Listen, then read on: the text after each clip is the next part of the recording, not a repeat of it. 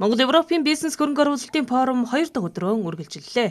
Өнөөдрийн форумын хүрээнд бизнес эрхлэгч хөрөнгө оруулагчид салбар хуралдаанд хамтран ажиллах төслүүдэд танилцуулж, салбарын хүрээнд шийдлүүдэд ярилцлаа. Форумд Европын холбооны 70 гаруй хөрөнгө оруулагч, 700 гаруй төлөөлөгч, манай улсаас 200 гаруй төлөөлөгч оролцож, бизнес төслөөнд танилцуулж байна. Монголын бизнес хөрөнгө оруулалтын форумыг өндөр түвшинд, өргөн цар хүрээнд анх удаага зохион байгуулж байна. Монгол Улсын засгийн газар болон Европын хөрөнгө оруулалтын банкны хооронд үзэсгэлсэн санамж бичгийн хүрээнд 1 тэрбум евро бүхий санхүүжилтийг сэргээгдэх эрчим хүч, зам тээвэр гэх мэт олон чиглэлийн төсөл хөтөлбөрт хөрөнгө оруулах юм. Европын холбоо нь Монголын бизнесийн салбарын хууль эрх зүйн тогтолцоог сайжруулахад саналаа хүргэж ажиллаж байна. Бид өнгөрсөн 100 хөрөнгө оруулах боломжит төслүүдтэй танилцсан. Иргэжил Монгол улсад болох цөлжилттэй тэмцэх тухай нэгдсэн үндэсний байгууллагын конвенцийн талуудын бага хурлын 17 дугаар хуралдаан гэхэд бодит төсөл ажлууд эхэлсэн байна гэж найдаж байна.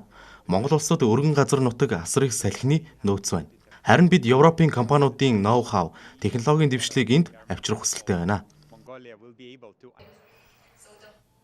Салбар хуралдаанд хөдөө аж ахуйн, ойн аж ахуйн бодлогын төлөөллүүд Монгол орны уур амьсгал, газар нутгийн онцлог тохирсон хөрөнгө оруулалтын чиглэлийг онцоллоо. Тэд хог хаягдал, ойн нөхөн сэргээлт, газар тариалангийн орчин үеийн шийдэл, услгааны системийн шинжилэлтийг онцгойлон дурдсан юм.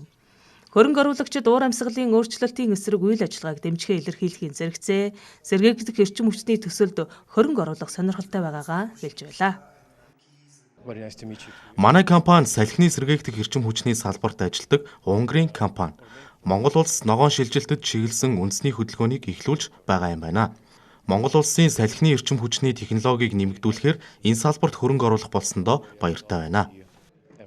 Европ стандартад нийцсэн технологиудыг Монгол улсад нутагшуулах, мөн евро стандартуудыг Монгол нэвтрүүлэх чиглэлээр бас хамтран ажиллах энэ асуудлууд нэлээд илгүй яригдж байна. Европын холбоо бусад орнуудтай бол энэ хөдөө аж ахуйн салбарыг хамтын ажиллагаа хөгжүүлэхэд бол хууль эрх зүйн таатай орчин байх ёстой. Тэгэхээр хууль эрх зүйн таатай орчин бүрдүүлэх чиглэлээр бол бас нэлээд ажлууд хийгдэж байгаа.